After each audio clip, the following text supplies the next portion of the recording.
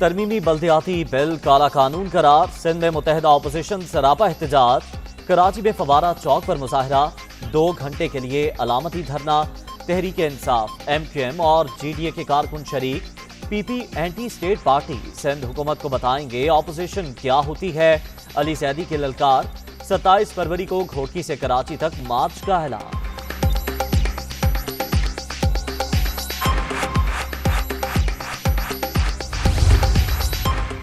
सिंध के हुक्मरान माफियाज करार। आज रिहर्सल है, जल्द इन्हें उठाकर बाहर फेंक देंगे।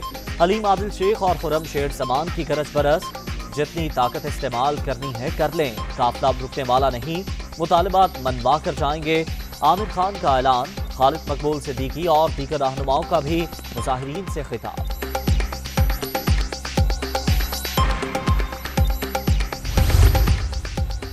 मसीहाओं की मुबैना गफलत, मरीज जान से चला गया। लाहौर के सर्विसेज अस्पताल में मरीज की मौत का मामला। यंग डॉक्टर्स का मौक़िफ़ गलत निकला। नौजवान पैदल चलकर आया, जाँ बहक होने के बाद 6:43 पर जाली पर्ची बनवाकर डेड रिसीट तहरीर कर दिया गया। दुनिया न्यूज़ CCTV फुटेज और दोनों रसीदें सामने ले आया।